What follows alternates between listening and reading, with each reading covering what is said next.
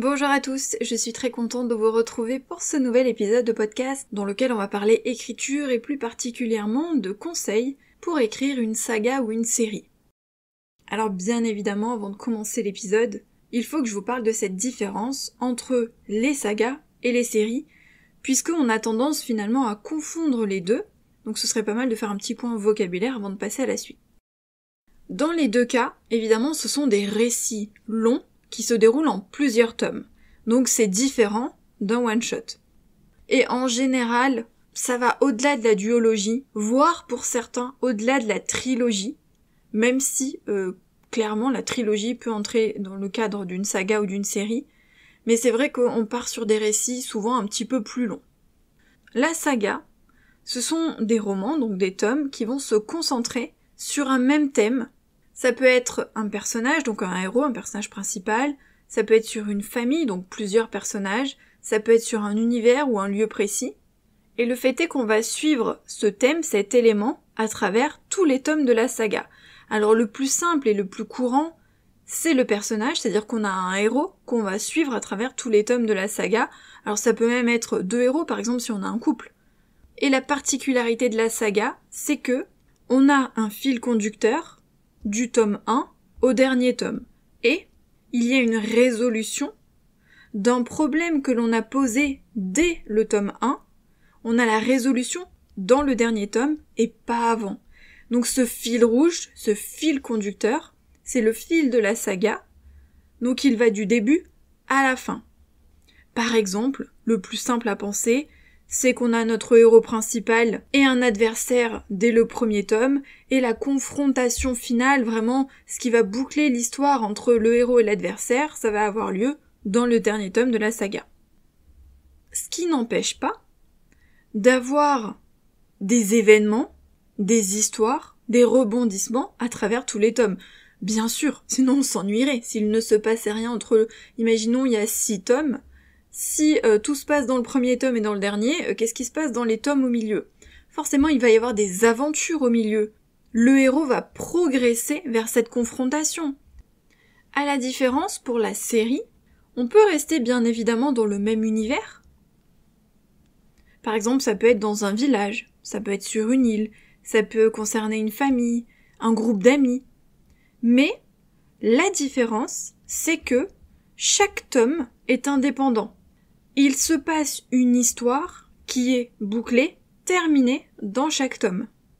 Même s'il y a un lien entre tous les tomes, puisque en général on reste dans le même univers, parfois avec un ou plusieurs personnages qui reviennent dans tous les tomes, mais on a une histoire qui est vraiment bouclée à la fin de chaque tome, et on pourrait même dire qu'on peut les lire indépendamment les uns des autres. C'est pas tout à fait le cas au sens où on le verra tout à l'heure, il y a quand même un fil, il y a quand même une évolution d'un tome à l'autre, surtout si on suit les mêmes personnages, donc c'est bien quand même de les lire dans l'ordre. Mais concrètement, il y a une histoire par tome, et donc on peut les lire indépendamment, on aura la fin de l'histoire, le fin mot de l'histoire, à chacun des tomes. Il n'y a pas un fil conducteur avec une résolution à la fin du dernier tome. Sinon on rebascule dans l'univers saga. Donc dans la saga, on a un univers, on a un ou plusieurs personnages qu'on va suivre tout au long de la saga, qui vont évoluer tout au long de la saga.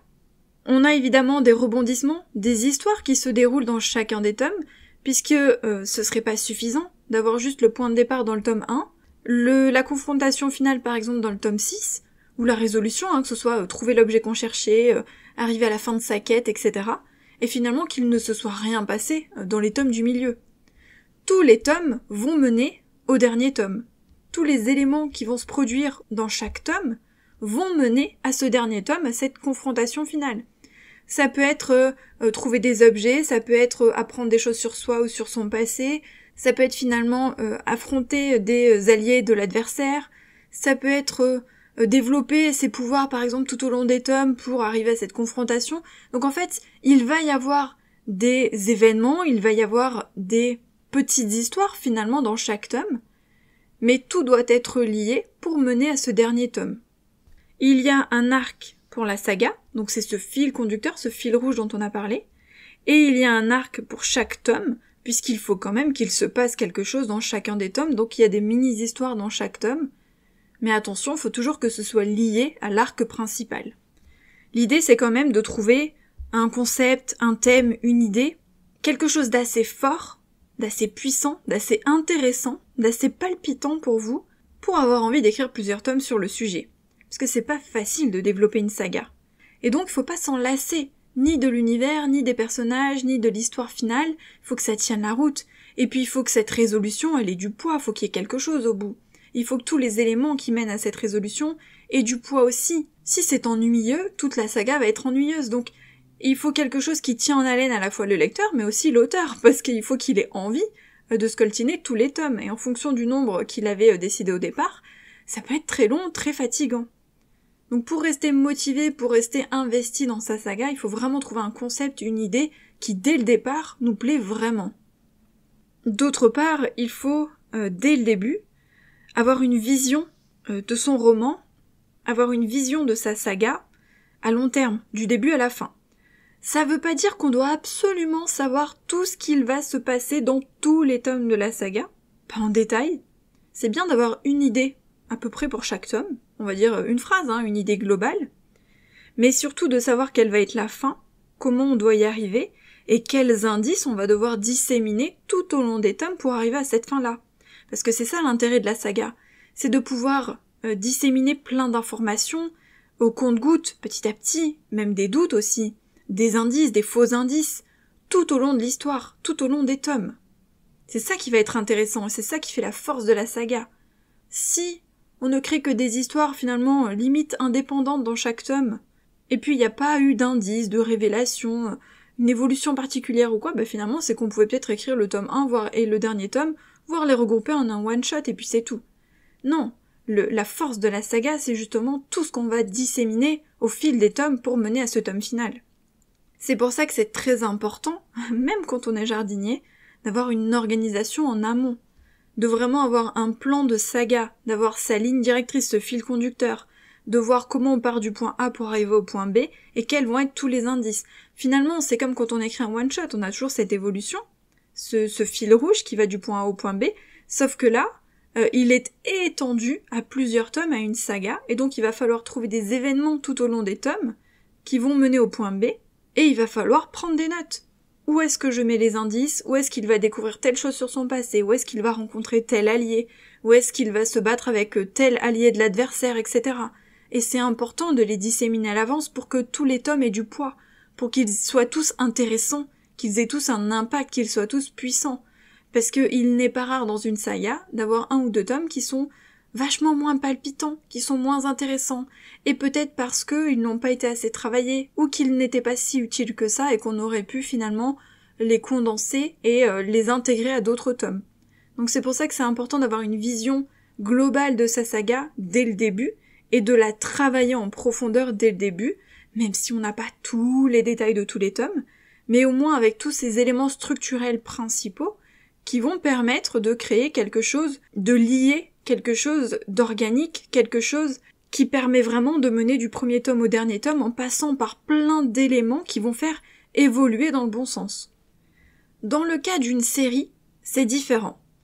Je pense que c'est du coup plus facile d'écrire une série qu'une saga, parce que, comme je l'ai dit tout à l'heure dans la série, on a des tomes plus ou moins indépendants, c'est-à-dire qu'on a une histoire par tome. Techniquement, on pourrait dire que ce sont des one-shots, mais qui sont reliés dans un même univers.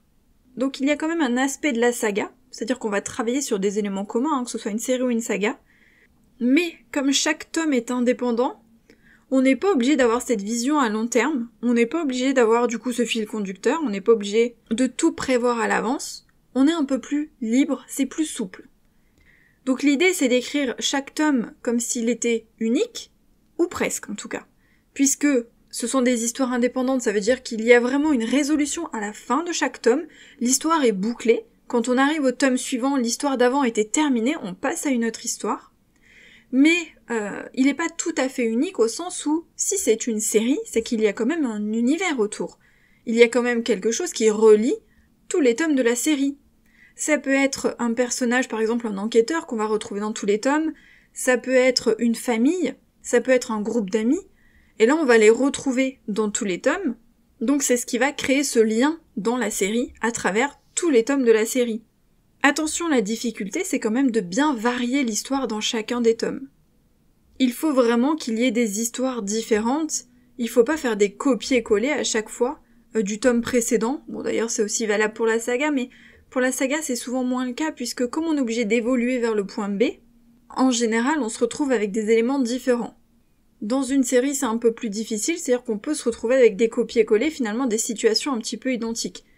C'est là où il va falloir faire vraiment un travail de recherche, comme on le ferait avec des one-shots, mais c'est plus flagrant dans une série, puisque le lecteur va souvent lire tous les tomes de la série, donc il va se rendre compte s'il y a des similitudes. Vu que c'est une série, il y aura un lien dans les tomes. Par exemple, si on suit des membres d'une même famille, eh bien ces membres-là vont apparaître, tous ou quasiment tous en tout cas, dans chacun des tomes. Si on est dans la même ville, on va croiser les mêmes commerces par exemple. Si les personnages aiment aller faire la fête à tel endroit, eh bien on risque de retrouver cet endroit dans chacun des tomes, ou en tout cas dans plusieurs des tomes. Ça c'est normal, c'est justement ce qui fait le lien dans la série. Il n'y a qu'à penser à séries télévisées pour bien comprendre cet aspect-là. Donc il va y avoir des similitudes au sens où il y a des éléments qu'on va retrouver dans chacun des tomes, mais c'est normal, c'est fait exprès, parce que c'est ce qui donne du lien justement à la série, à tous les tomes de cette série. C'est ce qui va aussi permettre au lecteur de s'attacher aux personnages, de s'attacher aux lieux, de s'y plonger, d'avoir l'impression un petit peu d'être comme à la maison, quoi, d'être dans l'univers, d'être plongé dans l'univers et de vivre avec tous ces personnages qui vont évoluer dans cet univers-là, dans ces lieux-là, parmi cette famille, ce groupe d'amis ou autre. Donc il va s'attacher à tout ça. C'est la force de la série, à la différence des one-shots. La question qu'on se pose souvent, c'est, quand on en est à son premier roman, est-ce qu'on doit se lancer dans un one-shot, ou est-ce qu'on tente la saga ou la série? Dans l'ordre de facilité, je dirais qu'on a le one-shot d'abord, la série ensuite et la saga à la fin. La saga étant le plus complexe. En général, on conseille de commencer par un one-shot, pour se faire la main, parce que ça apprend à construire une histoire, construire une intrigue, à structurer, à trouver sa façon de faire, sa façon d'écrire, sa méthode, etc., etc. Bref, c'est mettre le pied à l'étrier. Donc c'est plus simple de commencer par un one-shot. Un one-shot, ça se termine plus vite que quand on écrit une saga en 6 tomes ou une série en 6 tomes. Maintenant, il y a des auteurs qui ont commencé directement par des sagas ou des séries, parce que ils avaient créé un univers ou des personnages qui les faisaient vraiment vibrer et qui n'ont pas ressenti cette vraie démotivation, ce désamour finalement pour son histoire d'une manière générale. C'est pour ça que je disais tout à l'heure que c'est important d'avoir déjà un concept, un thème, etc. de base qui est assez puissant pour nous tenir en haleine, parce que si c'est assez puissant, alors on aura envie d'y rester et d'écrire plusieurs tomes. Si c'est pas le cas, ça va être difficile. Surtout si on a déjà publié 1 ou 2 tomes par exemple, et que d'un coup on n'a plus envie d'écrire la suite. Là c'est chaud. Si on n'a rien publié, on peut passer à un autre projet et peut-être terminer plus tard, pourquoi pas. Ou ne jamais y revenir aussi. Mais si on a déjà commencé à publier, on peut pas décevoir ses lecteurs, avoir promis, 6 tomes, en avoir publié par exemple que 3, et dire non, finalement en fait j'ai plus envie. Ou alors pire, en avoir écrit 5, et puis pas faire le 6e parce qu'on n'en a pas envie, parce qu'on n'a plus envie de travailler sur cette histoire. Alors que le lecteur il s'est coltiné 5 tomes et que maintenant il veut la fin. En tout cas dans le cadre d'une saga. Dans le cadre d'une série, c'est moins contraignant parce que on peut s'arrêter plus tôt. Et encore, si on a dit par exemple qu'il y a 6 membres d'une famille et qu'il va y avoir un tome sur chacun des membres, c'est sûr que quand on s'arrête avant, c'est un peu décevant. Mais c'est moins dérangeant que dans une saga où on attend le dernier tome parce qu'il nous faut cette résolution, cette confrontation finale, cette fin qu'on attend depuis le premier tome. Donc voilà, c'est une question de feeling, c'est difficile parce que ça dépend des auteurs, ça dépend de l'univers qu'on a créé, ça dépend de ce qu'on ressent par rapport à cet univers-là. On conseille de commencer par un one-shot, après c'est à vous de voir. Je terminerai par un point essentiel, le mot-clé, c'est l'organisation. J'en ai déjà un petit peu parlé au fil de l'épisode, mais je veux vraiment insister là-dessus. L'organisation, que ce soit dans le cadre d'une série ou d'une saga, c'est super important. Donc je l'ai dit, il y a ce côté préparation, il faut préparer à l'avance, préparer son univers, préparer ses personnages. Si en plus vous êtes dans l'imaginaire, peut-être que vous allez devoir imaginer des créatures, des sorts, etc. Donc ça va être encore plus complexe, puisqu'il va falloir vraiment tout créer de A à Z, pareil dans la science-fiction ou autre. Alors que si vous écrivez dans le domaine réaliste, il y aura un peu moins de préparation, puisqu'en fait, vous écrivez sur ce qui existe, donc c'est un peu plus facile. Mais dans tous les cas, qu'importe le genre, il faut de la préparation. Il faut de la préparation, puisque, que ce soit dans le cadre d'une saga ou d'une série, il y a quand même un lien entre tous les tomes. Il y a un univers que vous allez créer. Donc on peut pas se contredire. Et à partir du moment où on a publié les tomes précédents, on est bloqué par ce qu'on a écrit. Donc on ne peut pas ensuite, dans le tome 4, dire tout l'inverse du tome 1, parce qu'on avait dit dans le tome 1, en fait ça colle pas avec ce qu'on a prévu dans le tome 4, et du coup on est un petit peu bloqué, alors on crée une incohérence. Ça marche pas comme ça. C'est pour ça que c'est important de réfléchir à l'avance, à son univers, à ses personnages, encore plus dans le cadre d'une saga, puisqu'il faut que tout soit lié, il faut que tout soit cohérent, il faut que tout soit logique, et à partir du moment où les tomes précédents sont publiés, on ne peut plus changer ce qu'on a dit, ce qu'on a écrit. Alors on pourrait dire, oui, mais en auto-édition, je peux corriger mon fichier et le republier. Oui, mais il y a quand même des lecteurs qui auront lu le livre entre-temps. Donc s'il y a 100 personnes qui ont lu le livre et qui attendent la suite, eux, ils vont pas comprendre pourquoi d'un coup l'histoire a changé, pourquoi c'est incohérent dans la suite, etc. Donc il faut faire attention à l'avance pour pas commettre ce genre d'erreur. Personnellement, en ce moment j'écris 2 séries. Alors, vous l'avez remarqué, moi je dis tout le temps saga, parce que série ça me perturbe, ça me fait penser à série télé, et j'aime pas. J'aime pas dire série, puis même quand on fait la promotion de ces livres, dire découvrez ma nouvelle série, non, bon bref. Ça me perturbe, du coup je dis toujours saga. Mais techniquement, moi j'écris des séries. Et j'utilise la même organisation pour mes 2 séries. C'est-à-dire que j'utilise un classeur, alors c'est des petits classeurs, les classeurs A5. J'en ai un pour chaque série évidemment. Et j'ai donc la partie générale au début du classeur. Et ensuite, avec des intercalaires, j'ai une partie par tome. Dans la partie générale, je mets les informations qui concernent toute la série. C'est-à-dire tous les personnages qu'on retrouve dans la série, les endroits phares qui vont revenir dans toute la série, les descriptions des personnages principaux. Si je prends l'exemple de ma série Soldats d'élite, dès le début, j'ai 6 soldats. Il va y avoir un tome par soldat. Ce qui veut dire que, dès le début, avant même d'écrire le tome 1, je devais connaître ces 6 soldats, leur caractère, leur physique, leur vie, leur passé.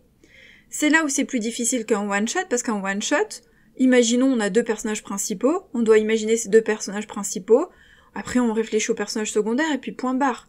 Mais quand on écrit une série ou une saga, il faut déjà envisager les personnages sur le long terme, c'est-à-dire que là, moi, dans ma série, mes 6 personnages, ils sont là dès le début.